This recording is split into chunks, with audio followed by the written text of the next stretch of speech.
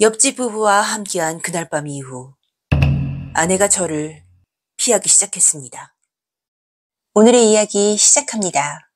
오빠들 끝까지 함께 해주세요. 저희 부부는 아이는 없고 반려견을 키우며 조용히 살던 부부입니다.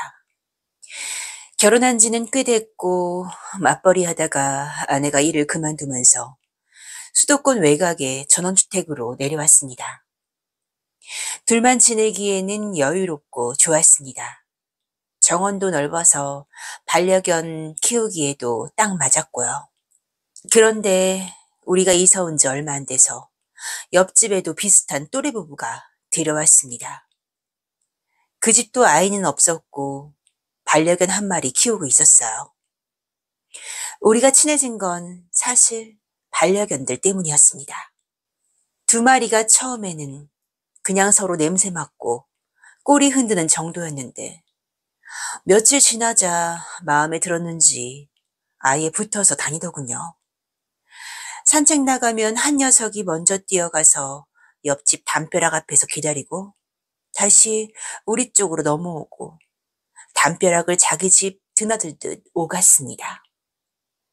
어느 날은 밤늦게까지 안 와서 찾으러 갔더니 옆집 마당에서 그 집 반려견 옆에 딱 붙어서 자고 있더군요. 옆집 아내가 웃으면서 말하더군요. 이것들 눈 맞았나 봐요. 아주 붙어 살아요. 우린 그냥 웃었습니다.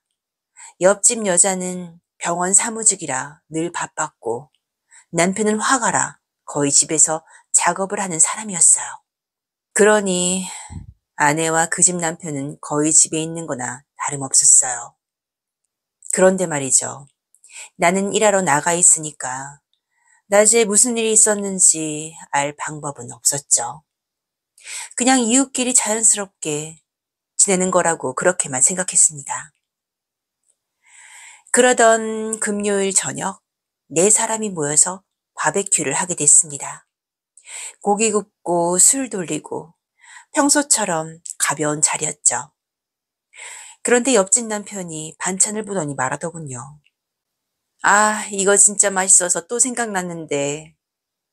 그러자 아내는 그 말을 듣고는 제 눈치를 보는 게 느껴졌어요. 솔직히 그때만 해도 별 의심은 없었습니다. 뭐 낮에 옆집이다 보니까 반찬을 나눠줬겠구나 생각했죠.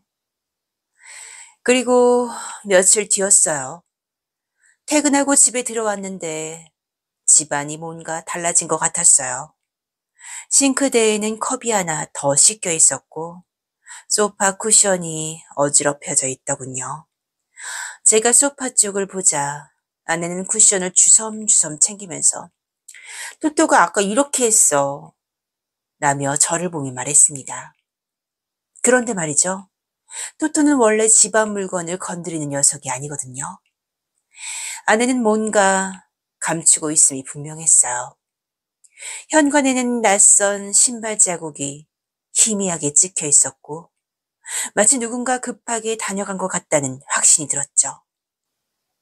심증은 있는데 물증이 없으니 저는 확인해야만 했습니다.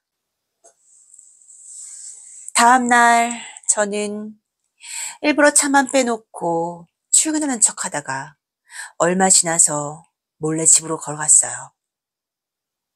마당에 도착하니 옆집 반려견이 마당에서 토토와 신나게 둘 다 들떠서 뛰어노느라 제가 들어오는 것도 모르더군요. 그 사이로 조용히 현관으로 다가갔습니다. 그런데 거기에 아니나 다를까 어디서 많이 본 남자 신발이 하나 있더군요. 주인을 말하지 않아도 누군지 바로 알 수 있었습니다. 안으로 들어가자 방문은 살짝 열려 있었어요. 그리고 저는 듣지 못할 소리를 듣고야 말았죠. 숨을 삼키는 듯한 흐느낌이 잦아들다 다시 올라오고 그 뒤로 거칠게 눌렀다가 풀리는 소리가 규칙적으로 들렸습니다.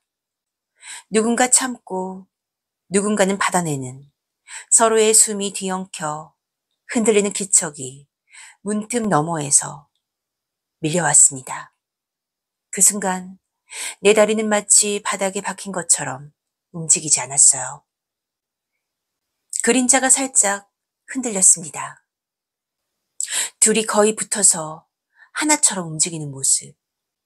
문을 열어 젖히고 싶다는 생각보다 숨이 턱 막히는 허무함이 먼저 올라왔어요. 저는 숨소리마저 내지 않고 그 자리에서 돌아섰습니다. 저는 배신감이 거리를 헤매이다 술 한 잔 먹고 그날 밤 늦게 집에 들어갔습니다. 아내는 아무렇지도 않은 채 왜 이렇게 연락도 없이 늦게 들어왔냐면서 신경질을 내더군요. 참으로 가증스러웠어요. 저는 그때 마음속에 이런 생각이 바뀌더군요. 그래, 그대로 돌려주겠다고요. 그리고 갑자기 떠오른 얼굴은 옆집 아내였습니다. 옆집 아내에게 다가가는 거는 생각보다 어렵지 않았어요. 그날 문틈 너머에서 들은 흐느낌과 기척 이후 그녀 역시 그들의 사이를 아는 듯했어요. 며칠 전 아내와 옆집 남편이 동시에 집을 비운 날이 있었죠. 마당에서 쓰레기를 치우다가 우연히 옆집 여자와 마주쳤습니다. 그녀는 조용히 다가와 입술을 떨며 말했죠.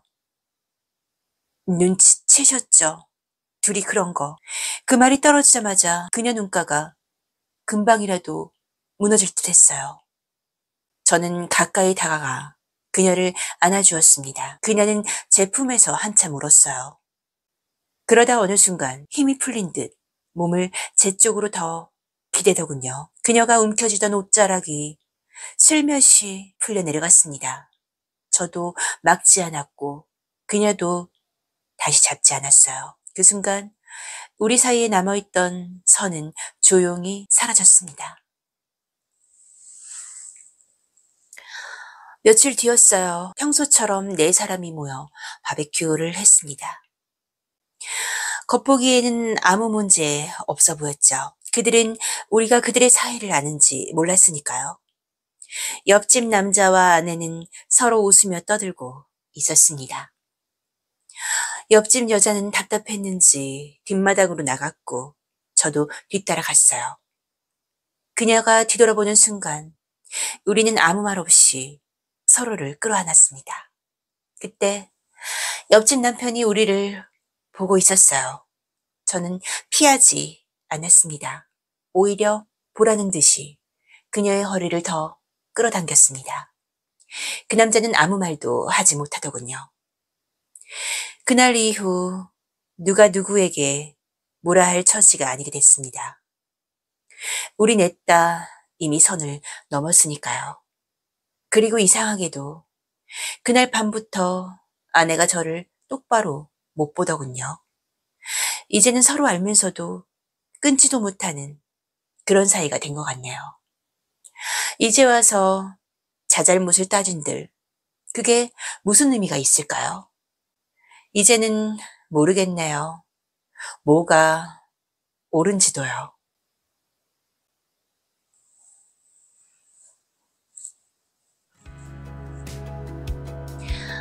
오빠들, 오늘의 이야기는 어떠셨나요? 묵묵히 응원해주시는 착한 오빠, 멋진 오빠, 끝내주는 오빠, 그리고 우리 오빠들. 구독과 좋아요는 저에게 큰 힘이 됩니다. 오늘도 끝까지 함께 해주신 오빠들 복 받으실 거예요. 정말 감사드려요.